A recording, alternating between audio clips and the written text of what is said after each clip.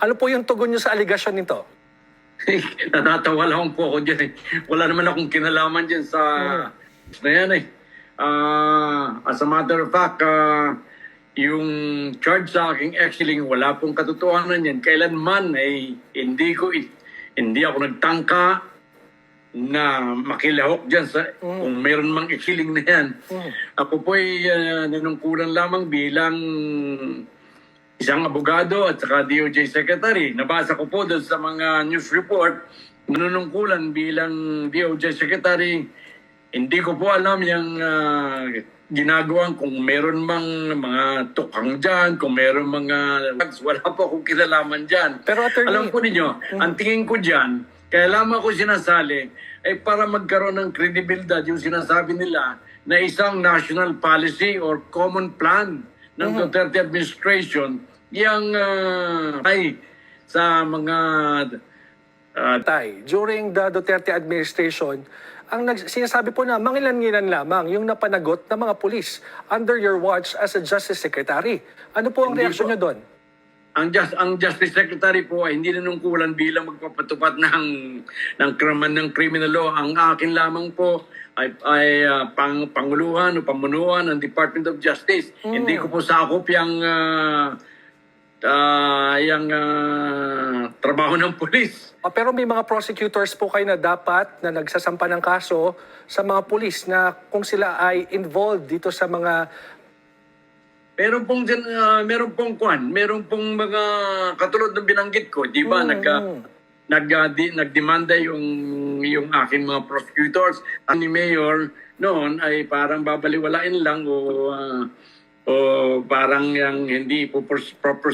Dinirekta ko po sa record dyan, ang NBI, sabi ko, kung hindi niniwala na dapat ganyan-ganyan lamang, sabi ko, imbestigahan ninyo, tingnan ninyo kung anong katotohanan dito. As a matter of fact, inimbestigahan niya ng NBI during my watch. And I think the recommendation is to prosecute Colonel Marcos Now, at that time. Attorney Vitt, kaakibat ng paglabas ng inyong pangalan bilang co-accused ay yung posibleng paglabas ng warrant of arrest laban sa inyo. Ano po yung plano ninyo at papaano nyo po ito haharapin? Una-una po, hindi ako natatakot dyan sapagkat tulad ng sabi ko na ako yung interview ni Miss Pinky Webb sa kanyang on point, wala akong kasalanan dyan. Hindi ko yan kinatatakutan. Ikalawa, wala akong magagawa dyan. Kung talagang ako'y arestuin, nandito lang ako. Hindi ako maaaring magtago sapagkat ako'y naghahanap buhay. Pag ako'y nagtago, walang maghahanap buhay sa pamilya ko. Kaya nandito lang ako. I am going to face anything.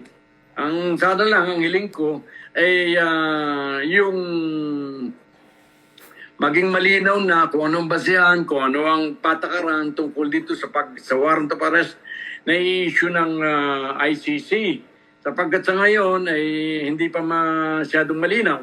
Kaya hopefully in the coming days, sana mag-come out ang Supreme Court ng isang malinaw na patakaran katulad nung patakaran na inilabas nito tungkol sa extradition, na malinaw na hindi ka maaaring bastan lang damputin at padala sa foreign country sa isang extradition ng walang proseso ang judicial process dito sa Pilipinas. So, Attorney yan ang Vitt, dapat mangyari dito. Attorney Vitt, so can you categorically say na wala kayong planong lumabas ng bansa para Wala. i-evade ito?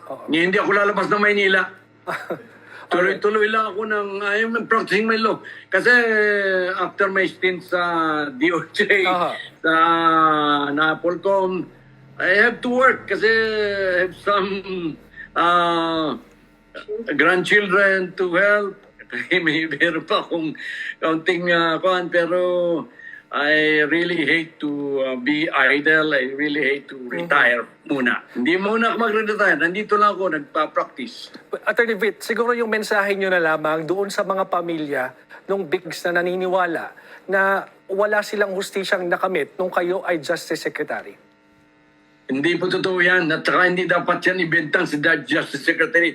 Ang Justice Secretary po, kung yung merong idudulog sa amin na malakas ang ebidensya, ay sigurado maakto yung aming mga piskal. Ang problem po ay kayo rin nagsasabi dyan na sinasabi niyo dyan na yung mga pulis ay wala namang ebidensyang pinoprosecute, ay hindi namin po yun, hindi namin yun katungkulan. Ang katungkulan namin, isubmit ninyo, magkain kayo ng demanda sa aking departamento at yan ay aaksyonan nung panahon yun.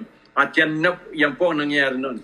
Nung panahon ko, walang nangyari na dinismiss porque kahit may ebidensya, yun ay na-dismiss porque walang ebidensya.